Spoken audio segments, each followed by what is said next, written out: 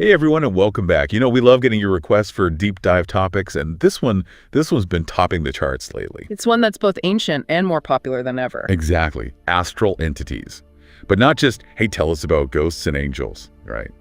You want a system, a way to think about these beings, maybe even rank them. And that's exactly what we're doing. We're diving headfirst into a tiered system, a ladder of sorts, that takes us from entities that honestly feel kind of plausible to beings that could unravel our understanding of, well, everything. It's a wild ride for sure. I am so ready.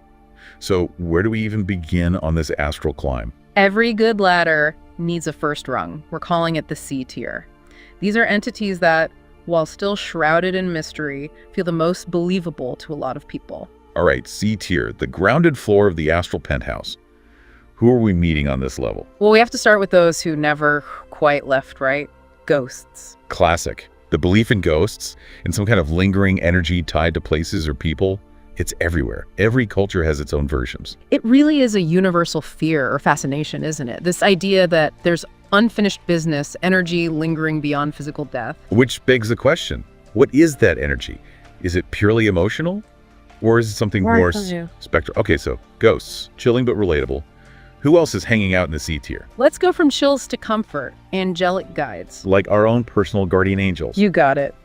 And this idea, it's not limited to any one religion. It crosses cultures, this belief that we have protectors, guides, looking out for us from somewhere beyond. Which, again, totally universal. The need for protection, for guidance, it's primal, isn't it? It's that feeling of never truly being alone, even in the darkest of times.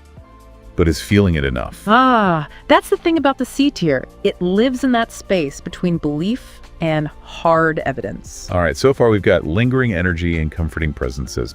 Who else is joining this probable entities club? Buckle up, shadow people. Okay, now those sound straight out of a horror movie. Dark figures lurking at the edge of our vision. Precisely. And in recent years, there's been a real surge in reports of shadow people. But what's the deal with them? Are they actually astral entities themselves? Or is something else going on? That's the million-dollar question. Some researchers think we're catching glimpses of other dimensions. Others say, no way, it's our own minds playing tricks on us, especially in those twilight states between sleep and waking. This is where the C tier gets seriously interesting. Because we have to ask, are these entities even out there? Or are they products of our psychology?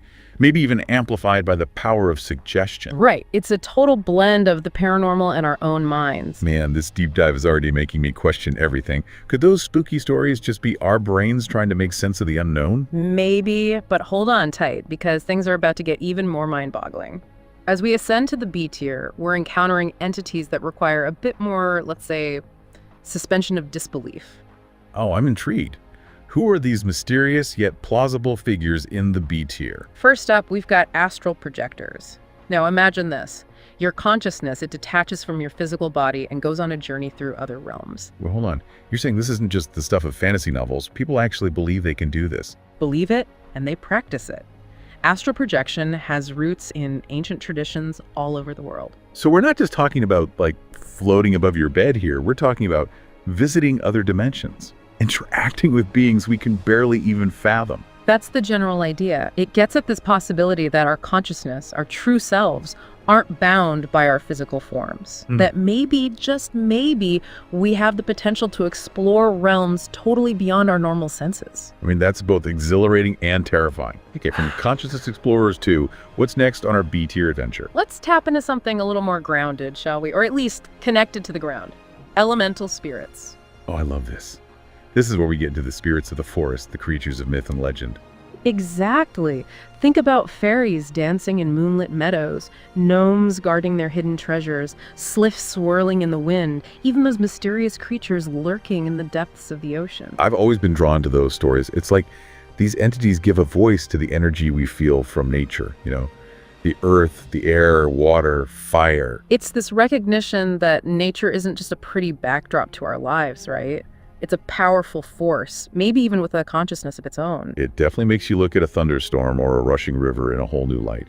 Okay, we've had astral travelers and nature spirits. Who else resides in this B tier realm? Let's shift gears from folklore to something with, let's say, a bit more structure. Devas. Now, these beings are big in Hindu and Buddhist traditions. Devas. I'm not as familiar with them. Think of them like this. They're all about maintaining cosmic order, like the guardians of the universe, each with a specific job to do in the grand scheme of things. So less about whimsical encounters in the woods and more about keeping the entire cosmos running smoothly. Exactly. What if our daily lives, our choices, were all part of this grand cosmic order maintained by unseen forces like the divas? Is that comforting? Or a little unsettling? It definitely makes you think about the bigger picture, that's for sure. So divas, the ultimate organizers of the universe. It's a big jump from ghosts and shadow people, but that's what makes this climb so fascinating. What awaits as we continue our ascent into the A tier. Hold on tight, because A tier, this is where things get really, really interesting. Okay, lay it on me. We're talking about entities with more power, more mystery. What's the vibe here? Think less about personal encounters, like you might have with a ghost or something. A tier is more like stepping into the pages of ancient scriptures, myths, legends. Ooh, okay. The big leagues. Yeah. All right, let's meet these legendary beings. First up, we've got to talk about archangels. In many religions, these are seen as some of the most powerful, most revered beings out there. Like, not just messengers, right? The word archangel always makes me think of like warriors, protectors. Exactly. They're not just delivering messages. They're often depicted as enforcers of divine will, acting on behalf of, well, a higher power. Okay, so less like guardian angels and more like divine special forces. Can you give me some examples? Absolutely. You've got Michael, often shown as this warrior angel battling against darkness, and of course Gabriel, known for his role as a divine messenger. Right. I know those names. But these aren't just like figures in stained glass windows, are they? They're stories. They actually shape human events. That's the thing. We're talking about influencing the course of history, acting out the will of, well, depends on your beliefs. It makes you wonder, are they following a script, some grand plan? Or do they have free will in all of this? Those are questions people have been debating for centuries, which brings us to another fascinating tier entity, the jinn. Ooh, jinn. Now, those are creatures with some serious stories attached. Wish granting, right? Exactly. In Islamic traditions, jinn, they're beings made of this smokeless fire. And here's the thing, they've got free will, just like humans do. Okay, so their powers, they could be used for good or for evil. That's the gamble. We're talking ultimate power here. The potential for incredible good, but also incredible danger. Be careful what you wish for, right? It's that classic cautionary tale. Is it worth the risk? So much power in the hands of, well, are jinn inherently good, inherently bad? That's the million-dollar question. And it really makes you think about the nature of power itself. Would we handle it any better? Okay, from divine enforcers and wish-granting genies, what's our final stop in the A tier? We're ending with a concept that's both inspiring and a little daunting, depending on how you look at it. Ascended masters. Ascended masters. Okay, break that down for me. These are beings who've transcended the limits of our physical existence. They exist on a higher spiritual plane, you could say. So we're talking like ultimate enlightenment. Yeah. Graduating from the school of life with like cosmic honors. Exactly. They've mastered life and death, and now they dedicate themselves to guiding humanity towards spiritual growth. Are there any like familiar names in this category? Ones that might resonate even with those who aren't super deep into these traditions? Oh, absolutely. Think about figures like Jesus or Buddha. In a lot of esoteric traditions, they're seen as ascended masters, individuals who reach that pinnacle of enlightenment and continue to guide us from those higher realms. Okay, so this isn't just about some abstract entities. It's about recognizing that potential within ourselves. If they can achieve that level of transcendence, maybe, just maybe, so can we. Or at least strive for it. Exactly. It makes you think about the limits of spiritual evolution, doesn't it? It really does. Yeah. And I have a feeling we're about to blow those limits wide open, right? What awaits as we push further into the S tier and beyond? Oh, you have no idea. Fasten your seatbelts, because from here on out, things get seriously mind-blowing. Even a deep dive can only offer a glimpse into these realms. S tier is where we encounter entities that are less about personal encounters and more about like cosmic influence. Think. Supreme guides, celestial rulers, forces that shape the very fabric of existence. Okay, my mind is already racing. Give me an example. Who or what might we encounter in this S tier? Let's start with something a little more familiar, the seraphim. In Christian and Jewish theology, they're described as the highest order of angels, beings of pure devotion who exist in constant presence around the divine. Okay, so the ultimate inner circle, the ones who've witnessed creation firsthand. Exactly. Often depicted with 6 wings, eternally singing praises and maintaining the sanctity of the celestial hierarchy, they represent the purest form of devotion, the closest connection to the divine source. Okay, if the seraphim are the ultimate heavenly choir, who else might we find in this celestial court? Let's hop over to Norse mythology for a second and consider the Valkyries. Oh, the Valkyries. Those names are legendary. Right, and they're not just messengers, they're warrior spirits. Handmaidens to Odin himself, who decide the fate of warriors in battle. Oh, wow. So we're talking about holding the power of life and death on the battlefield? No pressure or anything? Talk about high stakes. The Valkyries, they choose who finds glory in Valhalla, the Norse afterlife for warriors, and who faces their final fate. It's kind of a terrifying thought, honestly. This idea that our actions in this life, they could be judged, and our destiny determined by beings like that. It really makes you think. It does, and it reminds us that we're dealing with forces beyond our control. No kidding. Okay, so we've got angels of pure devotion and warrior spirits deciding fates. Any other residents in this S tier, or are we about to go even further beyond? We can't forget about dragons. But not just any dragons, mind you. Oh, there are different kinds. Oh, yeah. In many cultures, particularly in East Asia, dragons represent cosmic power, wisdom, and this deep connection to the very elements of creation. So we're not talking about the treasure-hoarding kind. Yeah. No fire-breathing or damsels in distress. Nope. These are celestial dragons, often viewed as benevolent beings, guardians of cosmic order, bringers of rain and abundance and protection. It's incredible how different cultures view these entities. Like, same basic idea, the dragon, but so many different interpretations. Okay, so the S tier has given us a glimpse of celestial beings, powerful spirits, even cosmic dragons.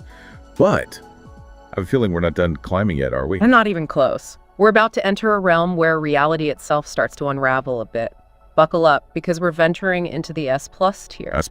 Okay, now you got my attention. What kind of beings exist in this mind-bending S+ tier? This is where we encounter entities or forces. It's hard to even define them. They're so fundamental, so deeply woven into the fabric of existence that they barely even register as individual beings. More like the threads of destiny itself, you know? Okay, I'm trying to give me an example. Who we're talking about here? Let's stick with ancient Greece for a moment and talk about the Fates.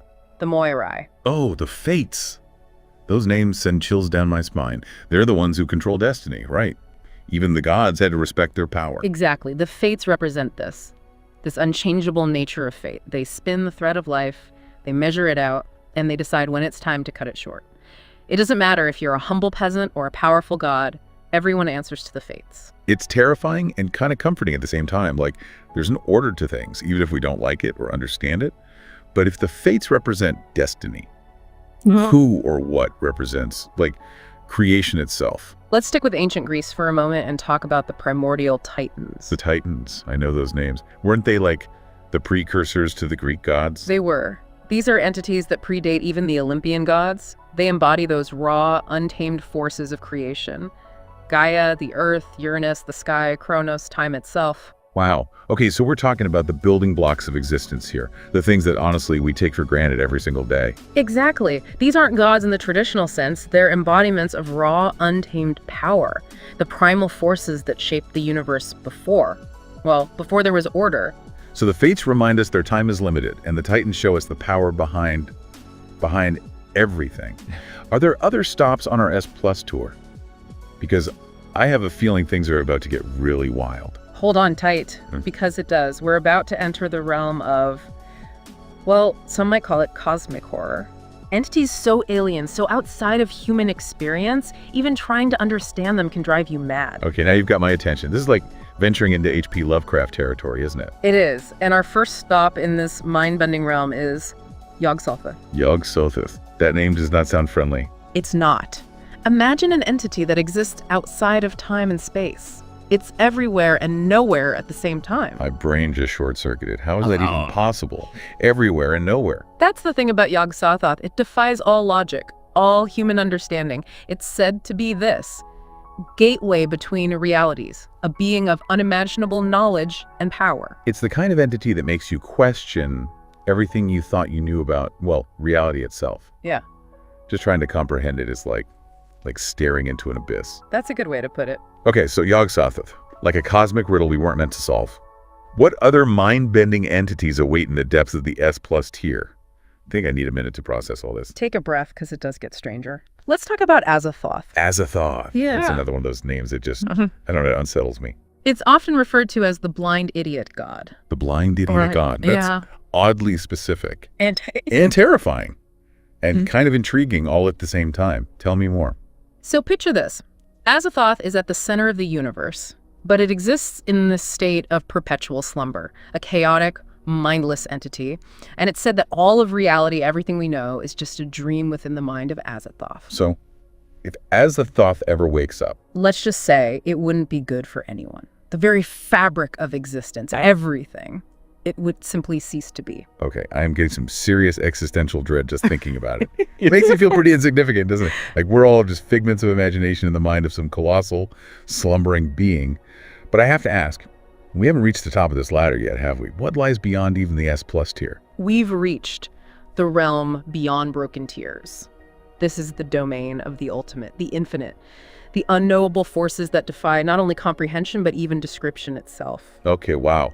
From relatable ghosts to beings that defy description, I feel like we've scaled Mount Everest, only Mount Everest's existence itself, and at the summit, there's this infinite, unknowable expanse. It's a lot to take in. It really is. We started with entities that, okay, they're mysterious, but they felt kind of knowable, right? Ghosts, angels, nature spirits. But as we climbed, it's like those lines between knowable, unknowable, they started to blur. Now here we are staring out at a realm where everything we thought we knew about reality, it kind of just dissolves. And that's the thing about this realm beyond broken piers, as we're calling it. Language itself, the tools we use to describe and understand, they start to break down. So how do we even talk about it? If we can't rely on our usual ways of understanding, how do we wrap our minds around what exists, or maybe doesn't exist, in this space? That's the challenge, isn't it? How do you explain something that goes beyond human experience? But we can try. Imagine, if you will, a being, a force, an intelligence that represents the ultimate source of creation, something so vast, so powerful that it exists beyond any limitations, beyond space, beyond time, beyond even our understanding of those concepts. Okay, my brain is trying to go there, but Yeah. it's a lot. Are there any stories, any myths that even come close to describing that? Those ultimate beings? Oh, let's dive into a fictional universe for a second. The Marvel universe. They have a being they call the One Above All. Think of it as the ultimate creator, the being responsible for all of existence, all realities, all possibilities. Okay, so Marvel has its ultimate creator. What about other belief systems? They have their own versions. In Gnosticism, for example, there's this concept of the Great Will. The Great Will. It's not a personalized God in the traditional sense, but more like this: fundamental force behind creation. This pure divine essence that exists beyond the limits of, well, everything we can perceive with our senses. It's amazing though, right? These ideas, they pop up across cultures throughout history. This sense that there's something more, a source, a force, an intelligence, something beyond human comprehension, and that everything ultimately flows from that. And isn't that the heart of it all? This search for meaning, for understanding our place in everything. We start with ghosts, with angels, because those feel familiar, almost within reach.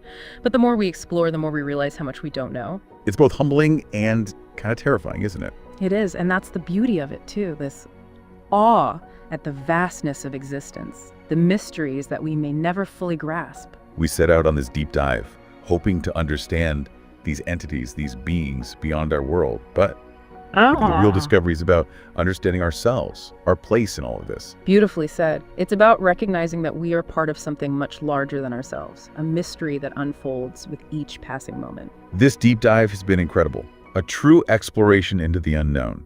And I have to say, as always, I've got more questions now than when we started, but maybe that's the point. Maybe the real magic is in the mystery itself. Until next time, everyone, keep exploring.